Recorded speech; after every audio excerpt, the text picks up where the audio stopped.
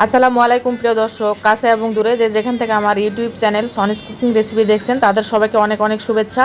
আমি নাসরিন সনি, নওগাঁ জেলা নজরপুর থেকে বলছি। আজকে আমার রেসিপিতে নিয়ে চলে এসেছি রেস্টুরেন্ট স্টাইলে ভেজিটেবল ফ্রাইড রাইস। এই রেসিপিটা একদমই অল্প সময়ের মধ্যে অল্প কিছু উপকরণ দিয়ে রান্নাটা আপনাদের কাছে শেয়ার করে দেখাবো। আশা রাখবো আপনাদের কাছে ভালো লাগবে। তো চলে যাই মূল রেসিপিতে।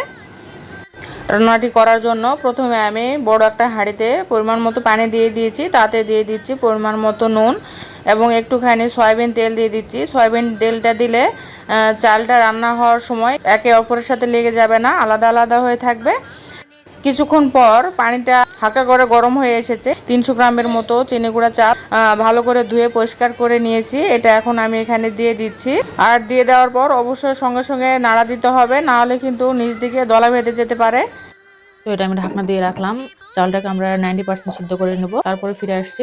পর্যায়ে আমি ঢাকনাটাকে তুলে এরকম করে হাত দিয়ে চেক করে দেখতে হবে আমার চালটা অনেকটা সিদ্ধ হয়ে গিয়েছে। দেখুন ভিতরে একটা শাঁসের মতো আছে। এরকম অবস্থায় চুলাটাকে বন্ধ করে দিতে হবে, কারণ এর গরম ভাপে পুরো চাউলটা সিদ্ধ হয়ে যাবে। 90% পানিটা ঝরিয়ে নিচ্ছি। দেখতেই পাচ্ছেন আমার রাইসটা একদমই ঝরঝরা হয়েছে। আর অবশ্যই এটার গরম যে পানিটা আছে বলক তোলার পর সেটা অতি তাড়াতাড়ি ঝরিয়ে নিতে হবে এবং নিয়ে সঙ্গে সঙ্গে এরকম করে ট্রেতে বা বড় কোনো কিছুতে মিলিয়ে দিতে হবে, যাতে করে সহজেই এটা ঠান্ডা হয়ে যায়, না হলে একদম ওভার কুক হয়ে যেতে পারে ভাপে। এটা আমি ঠান্ডা হওয়ার জন্য দিলাম। আপনারা চাইলে এটা নর্মাল ফ্রিজে 1 ঘন্টার মতো রাখতে পারেন। তো আমি আপনাদেরকে দেখানোর জন্য সঙ্গে সঙ্গে করে নিচ্ছি ঠান্ডা হওয়ার পর। তো চলুন এই পর্যায়ে আমি সবজিগুলো রান্না করে নিই। এর মধ্যে দিয়ে দিলাম সয়াবিন তেল পরিমাণ মতো। তেল দেওয়ার পর আমি এখানে 2টা ডিম ফেটিয়ে নিচ্ছি। ফেটিয়ে নেওয়া হয়ে গেলে আমি দিয়ে দিচ্ছি। সাদা হয়ে এসেছে, সিদ্ধ হয়ে এসেছে, তখন আমি ভালো করে ভেজে নিচ্ছি। ডিমের মধ্যে দিয়ে দিচ্ছি 1/2 চামচের মতো নুন, দিয়ে দিচ্ছি 1/4 চামচ গোলমরিচের গুঁড়া, দিয়ে ভালো করে আবারও নেড়ে নিচ্ছি। ডিমটা আমার ভেজে নেওয়া হয়ে গেছে, এটা আমি এখন উঠাই নিচ্ছি। আবারও দিয়ে দিলাম সয়াবিন তেল পরিমাণ মতো। তেলটা দেওয়ার পর আমি এখানে রসুন কুচি এবং আদা কুচি দিয়ে দিচ্ছি। এখানে রসুন কুচি এবং আদা কুচিটা খুব একটা ভেজে নিব না, এর যেন ব্রাউন কালারটা না আসে।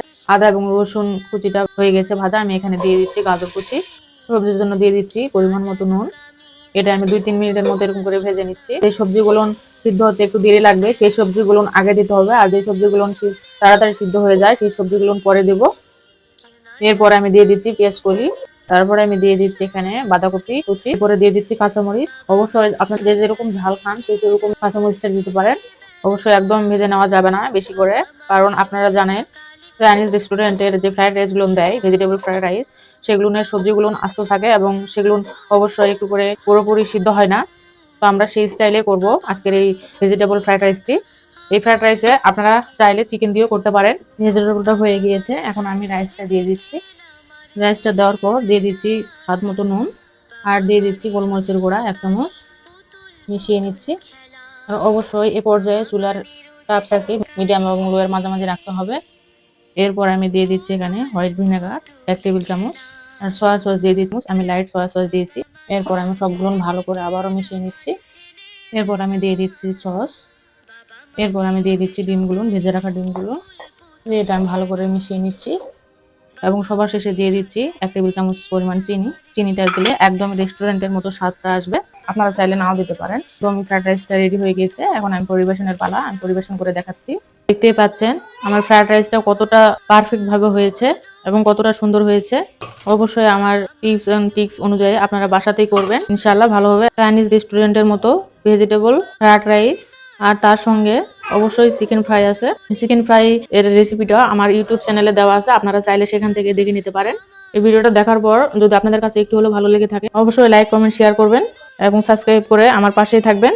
তো এই পর্যন্তই, আবারও দেখা হবে নেক্সট কোনো রান্নার এপিসোডে। ততদিন পর্যন্ত ভালো থাকবেন, সুস্থ থাকবেন। আল্লাহ হাফেজ।